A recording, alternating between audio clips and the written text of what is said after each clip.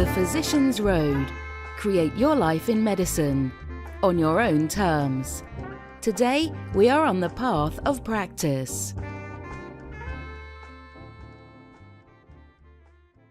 The Physician's Road is brought to you by Vernonville Asset Management.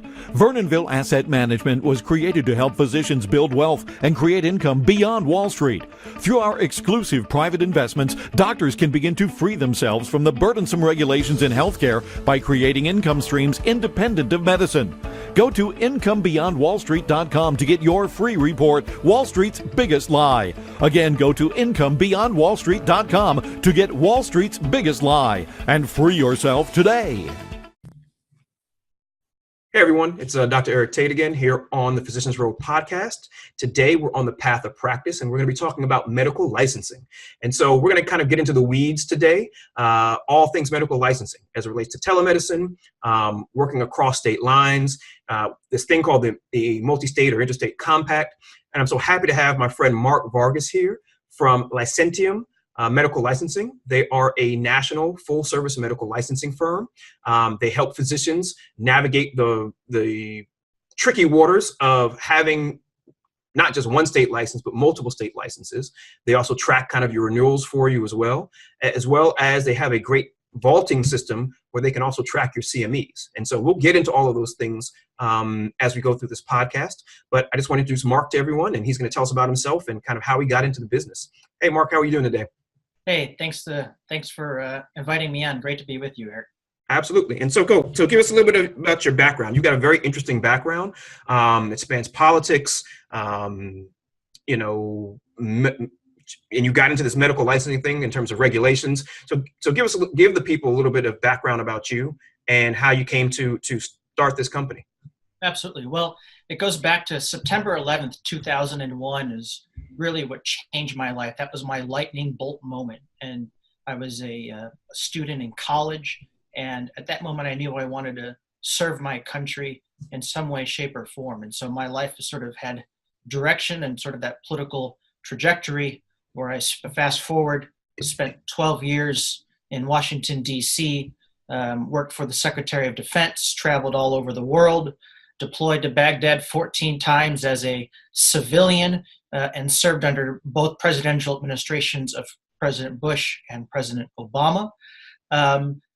After my government service, I joined a healthcare consulting firm, and one of the projects that we got involved in was to reduce infant mortality in Washington, D.C. I was a consultant to then D.C. Mayor Vincent Gray, and we just saw the problems associated with a lack of technology, a lack of communication. Fast forwarding a little bit more, there was an incident where a male nurse from Maryland, they were under investigation. They crossed state lines and went into Washington, D.C., got their medical license to practice. And by the time it was discovered by the health department, it was already too late, and there were already several victims in Washington, D.C. And so just this theme of technology, innovation, lack of sharing information, it really opened my eyes to wanting to help create a company with my co-founders who are both doctors, but we wanted to make sure how can we, number one, eliminate this from happening again in terms of patient safety. And secondly, how can we build upon this technology and innovation and dramatically impact healthcare? Gotcha. And so just to be clear, so what happened with the nurse? What happened in Maryland and then what happened in D.C.? Just to close that loop. Sure. The nurse was sexually assaulting victims in Maryland, and they were under investigation. And so they quietly went across state lines into the District of Columbia, applied for a new medical license. And it was discovered that things just didn't look very normal, and patients were having issues. And so when they did an investigation, they very quickly realized that this nurse was assaulting patients. And when they asked what happened in Maryland, Maryland's, yes, they're under investigation. So it was dangerous that there wasn't a sharing of information, even though you're a couple of miles down the road. Oh, wow. Yeah, that's one of our big frustrations in the medical care industry is the silos of information. And so the duplication of services, and then the inability to really track bad actors. It's a little bit, the national practitioner data bank is somewhat helpful, but there's some issues with that as well, and we won't open up that can of worms today. So you talked about your partners in the company are clinicians. So give us a little bit of their background. We always like to do business with clinicians as much as possible. Absolutely. Well, Licentiam, which means to license in Latin. My two co-founders are both clinicians, pharmacists. Rick actually, his background is in health regulatory law. He was a former deputy director at FDA and was appointed by Vincent Gray to be the deputy director of the DC Department of Health, where he oversaw all health licensing and regulation. And in fact, it was under Rick's watch that the nurse crossed over into Maryland, from Maryland into DC, and Rick was the government official that immediately revoked the nurse's license. And so Rick's had experience from not only as a practitioner, but on the other side as serving as the executive director of a board of medicine, heading up the department in terms of health licensing and regulation. And Jason, my other co-founder, is very much involved in regulation, health regulation, a lot of these regulatory issues. And so he has experience of working with some of the largest hospitals and health systems in the United States. And so again, there is a common theme, and that is just outdated and siloed technologies, essentially creating a public health crisis. And so we wanted to address this issue head on, specifically with medical licensing. Got it. And for those who don't know DC politics, who was Vincent Gray? Vincent Gray, at that time, it was the mayor of Washington, D.C. Got it. So no listener left behind, so they're clear on kind of your partners and their ability to work within the political realm and political spectrum to understand the future of licensing and the future of regulation in and around multi-state licensing. And so let's talk about that a little bit. So people have talked about kind of this interstate compact, interstate medical licensing. What is the current state of that? And for those that aren't clear, can you kind of give a little bit of background on what is trying to be accomplished? And then you can give your opinion as to where you see things going and where you see things going. Well, the compact has a great mission, and that is really to expedite medical licensing. And oftentimes the focus has been on patients and patient care, but little focus on the actual providers themselves. And so that's where we come in, because our focus is how can we eliminate the pains of facing physicians as it relates to medical licensing. And so the compact was designed to essentially figure out a way to try and, in the best way possible, to streamline that process and to create a partnership among states, among state health secretaries, among executive directors of state boards of medicines, to allow to meet the growing demand of telemedicine, to allow physicians to obtain medical license faster than the standard process. Got it. And how many states now are part of this compact? I believe 24 states are part of this compact. Okay, and I won't have you try to name them from memory. And so what has been your dealings with the compact, and where do you see what's going well and what's going not so well as it relates to people who might be looking at this as a way to try to get multiple state licenses? Absolutely. I mean, well, that's a great question. And we, Licentiam, and we were involved with the compact when it started in early 2015. We were briefing their executive leadership, and including the individual in charge of their technology group. And there was certainly a lot of confusion as to what this is supposed to look like. So we certainly had we're certainly trying to working on advising them on, the process and what that is supposed to look like. But here's sort of the challenge is that, I'm from the mindset that, the 9 most terrifying words in the English language are, I'm from the government and I'm here to help. And so there's a lot of bureaucracy, and the challenge, the reason why there's only 24 states that are part of the compact is because there's a state legislature has to pass legislation in order to join the compact. And so as a former legislative political guy as well, I probably would have done things a little bit differently, and simply a memorandum of understanding versus going through the legislative process. But another issue that that the compact's going to run into is if you're a state CIO, Eric, the last thing you want is everyone coming to you to say, we've got our own system to expedite licensure, whether it's physicians, whether it's chiropractors, whether it's nurses, whether it's physical therapists or dentists. And so you open up Pandora's box. And so what state governments, what state CIOs, state secretaries of health are looking for is one platform where everything else can plug into. And so I think that's certainly going to be a challenge. But at the end of the day, the compact charges a $700 non-refundable fee. And then there is a separate licensing charge per state in addition to that non-refundable fee. And it's a compact. I mean, it's a valid license, but it's a compact license. But say the political winds shift, perhaps there's a possibility that compact license can go away. And at the end of the day, you're going to have to apply for a traditional state license. So it does create, some complications. But more importantly, going back to the physician focus, more importantly, the burden is on the physician to fill out the information, make sure all the I's are dotted and the T's are crossed. And so as you know, a physician, their time's better spent with patients, not going through databases and filling out information. And so again, that burden for all of this as it relates to the compact falls on a physician. And so, that's why Licentiam was created, because we're here to take the burden off of physicians. Got it. And then just for clarification purposes, what does CIO mean? Chief Information Officer. Got it. Perfect. Or a chief technology officer in any given state. Got it. And so just to clarify and make sure because I did not realize this.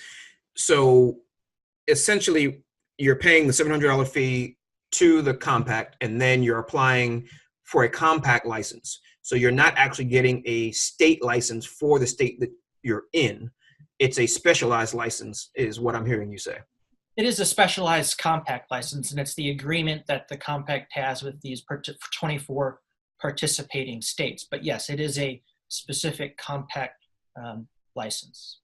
Got it. Okay. There is always, and I'm not here to doom and gloom, but there's always a possibility when political wind shift that the compact could go away or things change. And so if that were to happen, so does that compact license. Got it. But if people are actually duly licensed in each individual state that they want to be duly licensed in, it doesn't matter. As long as they keep up with the requirements, the CME requirements, those kinds of things, and stay on top of the renewals, they should be fine. Is that correct?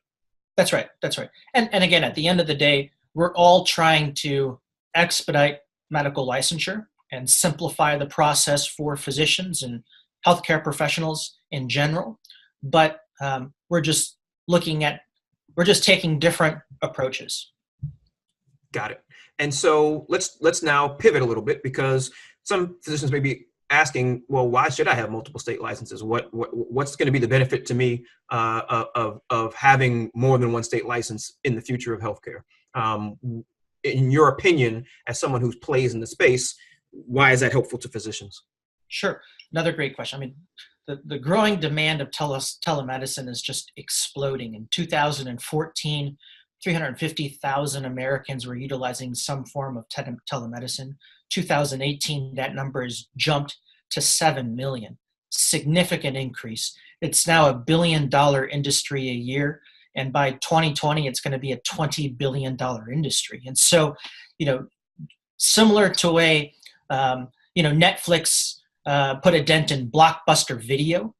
And you're beginning to see a lot of these more traditional companies that are going away because of technology and innovation. Telemedicine is the future of medicine. It's convenient. Physicians can make more money. And it really, as from a patient perspective, it also levels the playing field. I know in some particular areas, it's difficult in rural areas to get medical care, but telemedicine is really leveling the playing field. And more importantly, it's very, very convenient for physicians. So there is this demand to obtain multiple licenses, because unlike a driver's license where you can drive across state lines and work across state lines with one driver's license, in medicine, you've got to have a license to practice in each and every state. And so the processes are different and it can get very complex. And so, that's why there is this huge demand now for telemedicine. However, technology hasn't yet adopted to this growing demand. And so that's where we come in at Licentiam, is to fill in those gaps and ensure that licensing and credentialing process is smooth, and more importantly, taking that burden off of physicians. Perfect. So now let's talk a little bit about someone who says, okay, Mark, I get it. I'm going to go do it myself. What are the pitfalls of having multiple state licenses, and how can physicians avoid them? So what are the common issues you see when people are doing it themselves, in terms of what hangs them up from getting the license done in a timely fashion? Because a lot of this is time is money.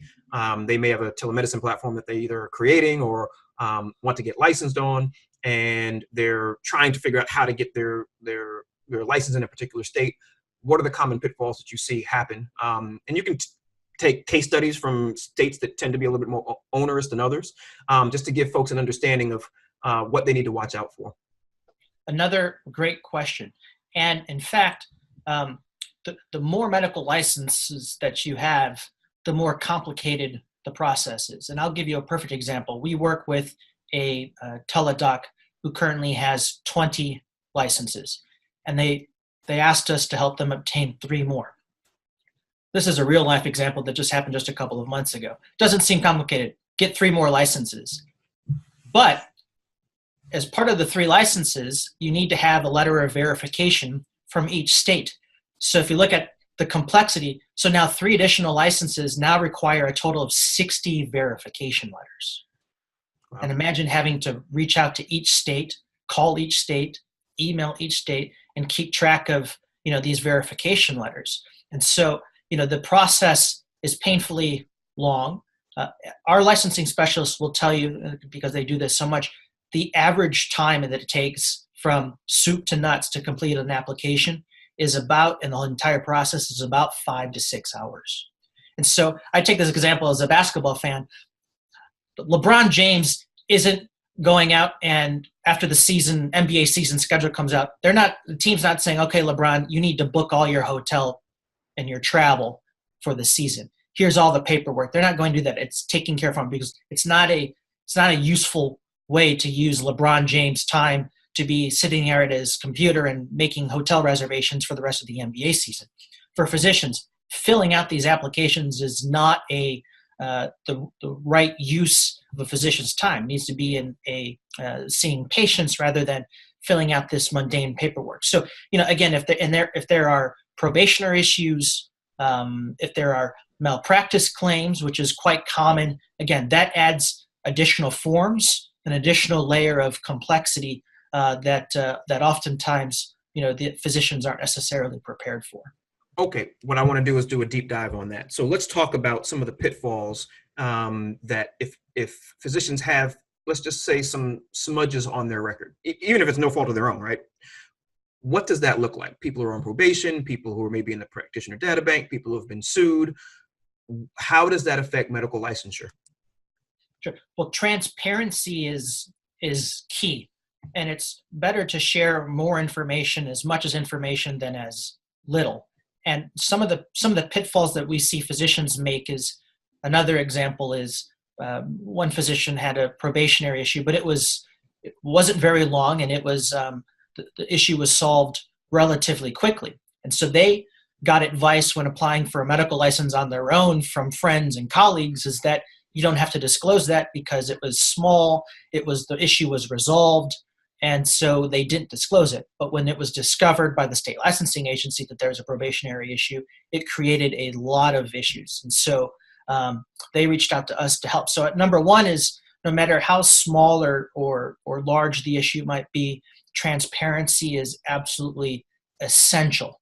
And you need to give them as much information as possible. More information, the better. And so again, that's what creates these levels of complexity, adds more time to the process, adds more phone calls, adds more emails. So this is where, again, where a licensing specialist, like from Licentiam, can handle these issues and speak to these licensing specialists, state licensing specialists on your behalf.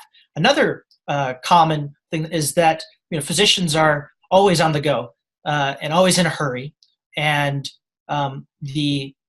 sometimes information is submitted on an application that isn't complete.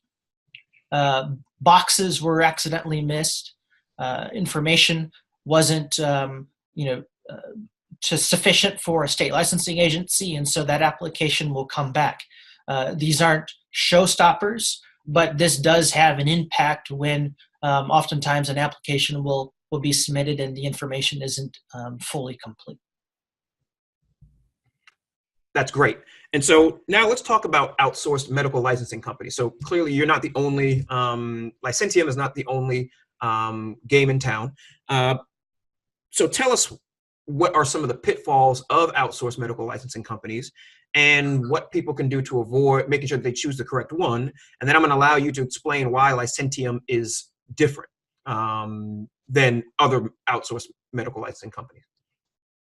Great question. Number one, I always go back to this is our expertise. It's going to be hard to find a company with the level of expertise that Licentiam has amongst the co-founders, really knowing the issue from both sides of the coin, of someone who's applying for a license, someone who oversaw the medical board, someone who oversaw health licensing and regulation, who understands health regulatory law. And so the subject matter expertise is absolutely critical. The relationships and the rapport with state licensing agencies, that's important.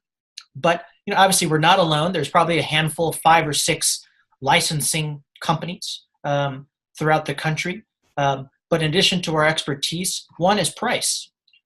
We're a lot, $5.99 for the first license and then $3.99 for every license thereafter. Our competitors are $5.99 to $7.99 for every license, with oftentimes hidden fees. But more importantly, we are, we work with, as it relates not just your medical license, but we can manage your renewals. We can help manage your CMEs, and every physician on our platform, we create their own professional profile where there's a vault. And the vault is where we upload, the licensing specialist uploads all of the relevant information related to helping you to obtain a medical license. So it's all stored in one specific area. So moving forward, it's whether it's a text message or an email to say, hey, I'd like to your own personalized licensing specialist who knows your background and it has a familiarity with all of the information associated with your license. They can quickly turn it around, and within 24 hours, your application is complete, and they'll walk you through, the entire process. So, our expertise, and also, we work not just with physicians, but we work across the entire spectrum. We're working with dentists, we're working with nurses, we'll be working with chiropractors. So we're not just pigeonholed to physicians. And more importantly, we've got a much larger strategy than just, solving this, expediting and solving this medical licensing and issue. And so we've got some great big plans for the future, and this is certainly a starting point. Perfect. And so I'm going to let you toot your own horn as it relates to Licentiam and kind of the awards you all won and kind of you being in an incubator and all those kinds of things. Talk about that just really briefly so folks have an understanding of, because I know you talk about these big plans and you can't reveal them all now, but give a little bit of background with the company and kind of trajectory wise and kind of where you've come and where you are. Well, we're a minority-owned small business, and I'm part Mexican American myself. My partner Rick is Indian American, and so we were honored to be part of Chicago's incubator 1871, one of the largest incubators in the United States. And there is a huge emphasis on working with minority entrepreneurs. And so we were we were accepted to join their inaugural incubator. And so that was very, very exciting. And so in addition to talking about Licentiam, I'm also out there talking about, the need to get more female entrepreneurs, tech entrepreneurs, more veteran tech entrepreneurs, more minority tech entrepreneurs. And so, that's certainly very exciting to be in that space as well. Great. And so I always like to ask at the end, what questions didn't I ask you that I should have, that a physician who is trying to decide whether it's financially worth it to get multiple state medical licenses and also allow someone to kind of take care of that process for them, what didn't I ask you that I should have asked you? What did my limited knowledge not convey that you feel that the audience needs to understand? Well, first of all, I would never say publicly or privately that you have limited knowledge. Thanks. I appreciate that. Definitely not true. But, what's the number one question is, what's my return on my investment? And if you look at what an hourly wage is, hourly billable hour for a physician, it's going to be upwards above $150 an hour. And if you look at having to spend 5 or 6 hours of your time that are not billable hours per how many applications, that adds up to a lot of money. And so one of the most common things that we get from our physician customers is, wow, I saved so much money. I was able to make so much more money because the 12 hours that I would have spent working on my 2 applications, I spent 12 hours in billable time. And so that's number one, is just the time savings. 2 is the convenience. It's cost and convenience. And to be able to allow a company, a reputable company, staffed with doctors that are overseeing the process with their expertise and with the relationships and all of these state licensing agencies, it really is a peace of mind to know that when your application is submitted, it's submitted correctly. And the final point, which is interesting, we've sort of become the 911 for very complicated cases. We didn't certainly design it that way, but we have become the go-to for extremely complicated cases. And we've been very, very successful with that just because of our thoroughness, expertise of our team, relationships with state licensing agencies. And so, that's been very helpful. And to add one more point, this is a very, very busy time for applications. And so not only are we providing a service for licensing and credentialing and CME management, but we are also advisors. And depending on the sensitivity of the time for your application, we're able to work with our physician clients. And so that we know the states throughout the country right now that are backlogged, there's an additional 2 or 3 months added into the licensing processing time. So one of the first questions is, how fast do you need this license? And where are you looking? And based on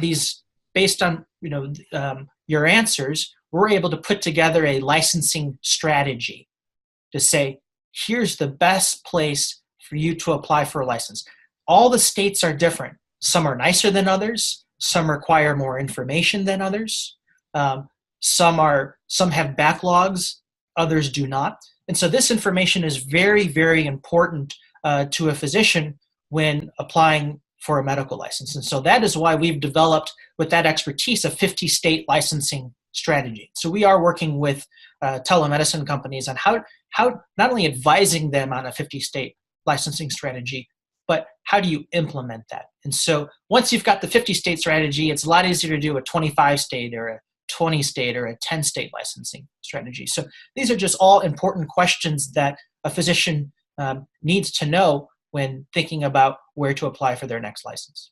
Got it. And so actually, we've got a little bit of time, and because you have 2 great points in there that I want to kind of expound on, one from an individual physician standpoint, and then 2 from a telemedicine platform standpoint. And we might end up having to do another podcast just on the telemedicine platform, how you can help them with their strategy in terms of their nationwide rollout. And so talk to me a little bit about those sticky situations. Give me a couple of examples, not real long, but just kind of things that have come up that you all were able, that the physician was unable to overcome themselves, but you were able to overcome because of your relationships with medical boards? A great question. One, we had a physician that hadn't seen a patient since the year 2000, and they were wanting to apply for their medical license because they took a chief medical officer position and wanted to have their active medical licenses. And so the license had expired. And so it created a lot of difficulty when, wait a second, they want their medical license, but they're not going to be seeing a patient. It expired. And then they filled out an incomplete application and submitted it. And so the licensing agency they weren't very happy. They're already flagged. So we came in there and saved the day. And so not only did we smooth it over with the licensing specialists on the government side, but our customer actually got their medical license. And so that made life easier. Another is a physician did not disclose some issues in their background on their original application. And when it was discovered, obviously the licensing agency was not all that thrilled. And so it created a lot of issues. And so we came in, smoothed things over, provided all of the information in great detail. And so in the end, the physician was able to get their medical license. And, and one third one is, depending on, it's not uncommon for a patient to die. And so, a lot of physicians are worried about, so one of the first things, I've had a patient die under my watch. And so it's like, it's okay. We'll provide, we'll work with the state licensing agency, complete transparency. We'll provide them all the information humanly possible so that they can make an informed decision, and we'll walk with you along this process. And so we've seen a lot of success in that as well. And so when you say die, meaning died and then there was a malpractice claim because of it? There was a malpractice claim. Okay, perfect. And then talk a little bit about how you all help telemedicine companies and platforms that are forming with their business strategy. Yeah, I mean, telemedicine companies are looking for ways to simplify the licensing process. How can you obtain multiple licenses simultaneously? How can you figure out ways what's the path of least resistance, and how can you cut costs? If you want to apply for 50 states, the fees alone are about $45,000, just required state licensing fees. So it's a pretty heavy lift. And so, what we're working with these licensing telemedicine companies is, what does that strategy look like in terms of the path of least resistance? More importantly, how can we get your providers licensed quickly and correctly so that they can begin working with patients? Got it. And then you also allow them to, if I remember correctly, you allow them to white label your services so that it can be added as a benefit under their platform? Absolutely. There are multiple options. White labeling is certainly one of them, but we just sit down and figure out what their needs are, and then we mutually come to the best business decision. Again, what we're looking for is, how do we want to expedite these licenses and make this process a lot simpler. Perfect. And I think that's a great way to end at least this initial podcast that we're having with you. And so you've been gracious. You actually are going to give our listeners two gifts. The first one is you put together kind of two medical license cheat sheets to kind of go over some of these at a very high level, some of these pitfalls that may befall physicians. And so we're going to put that on the show notes page. So anyone who wants that, who's listening, can go to thephysiciansroad.com/license. We'll put that on there. And you also offered our Physician Road listeners a 10% discount if they mention the Physicians Road when they are calling or signing up. If they sign up for the cheat sheet, they'll automatically be kind of enrolled in your system for that. And so we really want to thank you for that. And any last words or last thoughts for the listeners? No, I appreciate, Eric, the opportunity to be here on this podcast. And thank you for sharing these informational resources that I think that'll be very, very helpful in terms of a cheat sheet. And hopefully your listeners walk away a little bit more informed about the licensing process. And should they have any questions or need assistance with medical licensing or credentialing, or to help them with a licensing strategy, our Licentiam team is ready to talk to them 24 hours a day, 7 days a week. Perfect. I think that's a great way to end this initial podcast, and we look forward to having you on again in the future. So that was Mark Vargas from Licentiam. I want to thank everyone for listening to this Path to Practice. Please join us on our Facebook group. You can just go to Facebook and type in under groups, The Physicians Road. And please, for those of you listening to the podcast, either on iTunes or Stitcher or the podcast platform of your choice, please give us a rating and review. 4 and 5 stars are best, so we can get out there to as many people as possible to get our information out to our colleagues. And please invite your friends and colleagues to listen to the Physicians Road podcast. And you can also find us on our website. We have our episodes there, as well as other resources, and that's thephysiciansroad.com. Again, thephysiciansroad.com. Thank you for listening, and we'll see you next time on The Physicians Road, where you create your life in medicine on your own terms. Thanks, Mark. Thank you. The Physicians Road is brought to you by Vernonville Asset Management. Vernonville Asset Management was created to help physicians build wealth and create income beyond Wall Street. Through our exclusive private investments, doctors can begin to free themselves from the burdensome regulations in healthcare by creating income streams independent of medicine. Go to incomebeyondwallstreet.com to get your free report, Wall Street's Biggest Lie. Again, go to incomebeyondwallstreet.com to get Wall Street's Biggest Lie and free yourself today. Thank you for listening to The Physicians Road, where you create your life in medicine on your own terms. Please go to thephysiciansroad.com and sign up for your free guides and resources.